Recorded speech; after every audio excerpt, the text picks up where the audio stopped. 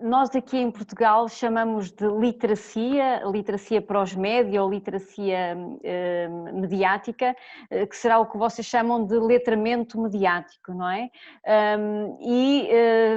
Este termo, esta noção, veio substituir aquela que era mais corrente, que se usava mais correntemente, que era educação para os média.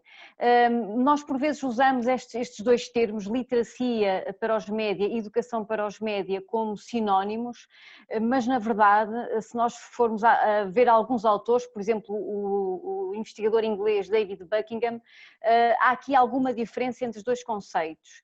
Considera-se que a educação para os média é o processo que leva a que as pessoas sejam literadas para os média, ou seja, para que haja literacia para os média, para que as pessoas tenham essas competências, considera-se que tem que haver aqui um trabalho pedagógico de desenvolvimento, que seria então esse processo de educação para, e portanto que resultaria em pessoas com literacia nesta área. E portanto, acho que é importante nós termos esta ideia de que há aqui um processo e um resultado, embora muitas vezes nós usemos os conceitos de forma sinónima. Em todo o caso, o que é a literacia para os média ou o que é a educação para os média que nos permite então ter este conhecimento mais crítico, mais esclarecido dos média? Geralmente nós colocamos aqui três grandes dimensões ou três grandes pilares. Claro, tudo começa no acesso e muitas vezes a pobreza do conceito vem daí mesmo, é que muitas vezes nós ficamos apenas na questão do acesso, ou seja, considera-se que se as pessoas já têm o acesso à tecnologia, que está resolvido, não é? Está resolvido o problema. Está resolvido às vezes até o problema, por exemplo, da inclusão digital, e de facto isso não é assim. É muito importante a questão, obviamente que é muito importante a questão do acesso, a que as pessoas tenham acesso à internet, às tecnologias, ao telemóvel, ao computador, à televisão, etc., porque tudo começa no acesso, mas aquilo que a investigação tem mostrado é que hoje as questões da exclusão se colocam muito mais a outros níveis, nomeadamente ao nível dos usos, como, portanto, tendo acesso, como é que usamos os média, ou como se diz no Brasil, a mídia, não é? E como é que analisamos, como é que compreendemos, como é que selecionamos e também como é que produzimos informação. E, portanto, o primeiro nível ou dimensão seria então o acesso. O outro seria já ao nível dos usos. Como é que nós usamos aquilo que consumimos? E quando pensamos no como usamos, é preciso também não pensar apenas na informação. Aqui em Portugal, neste momento, talvez por este fenómeno grande que assistimos, sobretudo desde 2016, com as eleições na América, mas também com o caso do Brasil, e ele é aqui muito comentado a partir do WhatsApp. Portanto, nós temos aqui esta questão da necessidade de pensar muito como é que usamos essa informação, como é que a pesquisamos, mas também as questões do entretenimento, as questões da ficção, ou seja, não colocar apenas a questão da literacia ou do letramento mediático, não a levar apenas para a questão da literacia para as notícias, porque a literacia para as notícias, obviamente, que está incluída na literacia digital, na literacia mediática, mas é um dos tópicos, uma das dimensões. Portanto, quando nós falamos aqui dos usos, obviamente que nós também falamos do modo como usamos todos os meios e os conteúdos, desde a informação, à ficção, ao entretenimento, aos youtubers, aos instagramers, portanto, a todos estes influenciadores digitais, enfim, todo o mundo que é o mundo mediático e que não é só o mundo da informação. Depois, o outro pilar que compõe este conceito é, sem dúvida, o pilar da análise e da compreensão, portanto, da análise crítica e da compreensão. Portanto, passamos do acesso, uso, e então depois temos que trabalhar e fazer essa educação para os média no sentido como é que compreendemos essa informação, informação? Como é que a pesquisamos? Como é que nós sabemos que ela, que ela é rigorosa, que ela é verdadeira? Como é que nós compreendemos todo este mundo do entretenimento e até a própria indústria do entretenimento? E depois o outro pilar que nós temos aqui é o pilar da produção e da participação, não é? Nós hoje, portanto, com a questão do digital, nós temos muito mais facilidade de produzir informação e de participar, portanto, sermos cidadãos mais interventivos, mais ativos. Mas será que nós estamos a tirar proveito dessas possibilidades, dessas oportunidades que nos dão o digital? Então eu agora em julho desenvolvi uma pequena lição precisamente à volta desta questão dos médias, dos jovens, e se eles serão todos na era digital e se eles hoje são todos produtores. E a pequena pesquisa que fiz, não só a nível de Portugal, mas também a outros níveis, a nível internacional, foi que efetivamente os jovens são muito mais consumidores do que produtores. Portanto, nós temos muito esta ideia de que estamos todos hoje a produzir, não é? Claro, podíamos entrar depois na análise do que é produzir. O que é participar? Será que pôr um like no Facebook, um gosto, não é? Se dizer, eu gosto deste post, deste comentário, será que, claro, isso já pode ser um nível de participação, mas nós temos aqui que distinguir diferentes níveis de participação, desde o mais elementar àquele que nos permite também um uso maior da nossa racionalidade. E, portanto, é errado nós pensarmos, portanto, é errado porque a investigação nos mostra, não é? Há vários estudos à volta disso, de que hoje, com o digital, nós somos efetivamente todos produtores. Evidentemente que nós estamos hoje num papel mais ativo, não é? Nós somos os criadores também daquilo que nós queremos ver, nós somos os programadores da nossa televisão, da nossa rádio, das nossas redes sociais e, portanto, somos muito mais ativos nesse consumo, mas daí dizermos que estamos todos a produzir e a contribuir para esta cidadania mais esclarecida, vai um grande passo. E, portanto, é também nesse nível que nós podemos, ao nível da literacia mediática, que nós podemos trabalhar no sentido de desenvolver mais e melhor este outro pilar, este grande pilar que é a produção e a participação.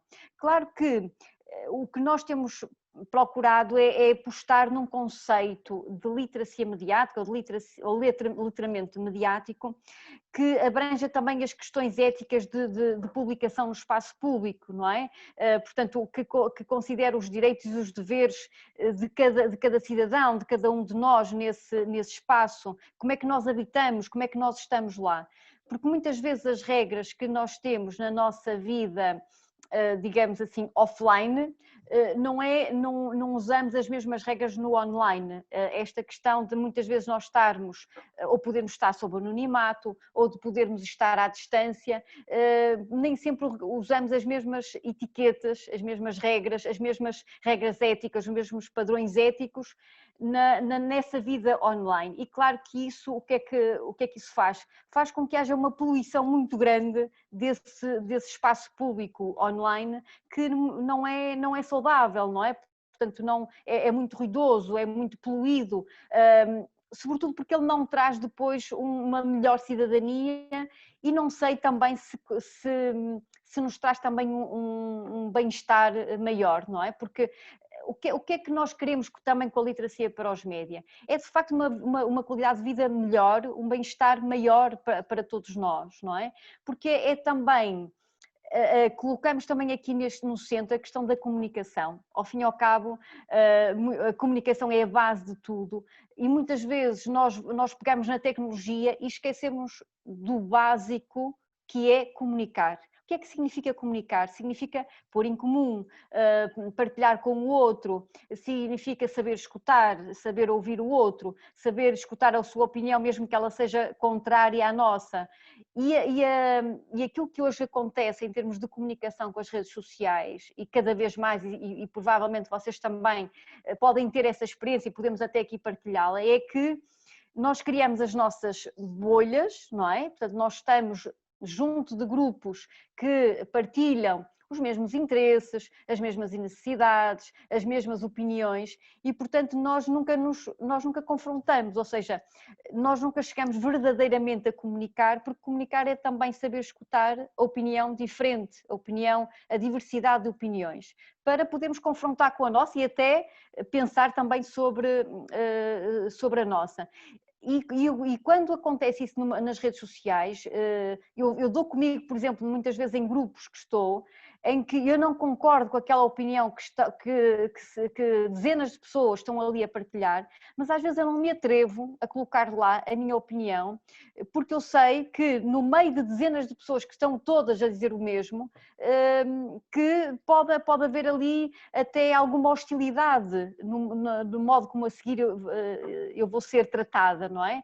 E há um autor polaco, que é o Sław Splikal, que fala sobre os elementos constitutivos da comunicação e ele diz que nós, para podermos comunicar e participar, precisamos de um elemento fundamental que é a coragem. Não é? Portanto, para comunicarmos no espaço público, nós precisamos da coragem. E realmente hoje, e portanto, este texto é muito anterior à comunicação no espaço das redes sociais, mas eu acho que se aplica perfeitamente este princípio deste autor, porque efetivamente nós precisamos desta coragem, não só para deixar a nossa opinião quando ela é contrária, mas também depois para aceitar a crítica, não é? E até para aceitar alguma hostilidade que possa vir em comentários menos agradáveis, porque lá está, é tal etiqueta ética que nós muitas vezes não temos no espaço online. E então, tudo isto, todas estas competências para habitar de forma crítica, responsável, eu diria até criativa também, o ecossistema informativo e mediático, em que nós hoje temos de um modo ou outro de viver, portanto não interessa, não é, colocarmos, ou seja, afugentar os meios, nós temos é que aprender a viver de forma saudável, enriquecedora com esses meios e, portanto, eu colocaria tudo isto dentro deste conceito que é então a literacia para os média ou o letramento mediático, sendo que eu talvez distinguisse aqui em termos de competência a competência crítica. Não é? Portanto, a competência crítica, e reparem que a competência crítica, às vezes nós podemos achar que, como é que se desenvolve a competência crítica? Ou achar que, por exemplo, as crianças em idade pré-escolar, como é que nós desenvolvemos esta capacidade crítica destas crianças tão pequeninas? É precisamente pelo questionamento, não é? Ensiná-las a questionar a realidade que elas vivem, ensiná-las a questionar aquilo que é o seu dia-a-dia, a sua realidade, a sua vida cotidiana, porque é a partir desse questionamento que nós chegamos ao espírito crítico, que não é, de forma alguma, um espírito maldizente, não é? Porque, portanto, quando nós estamos a criticar, nós estamos também a construir, não estamos a querer destruir ou dizer mal, não é? Nós estamos a querer contribuir para que haja o avanço do conhecimento ou para que a nossa, lá está, voltando ao bem-estar, para que termos um bem-estar maior na nossa vida. E, portanto, mesmo a partir do pré-escolar, a partir da vida cotidiana das crianças, nós podemos ir levando a este questionamento que levará depois a criança a ter maior curiosidade, a colocar ela própria as questões e, portanto, a levantar também esse tal sentido crítico sobre as coisas em que os média, a mídia, faz parte, não é, dessa vida cotidiana das crianças, desde muito novas até à idade adulta e muito adulta.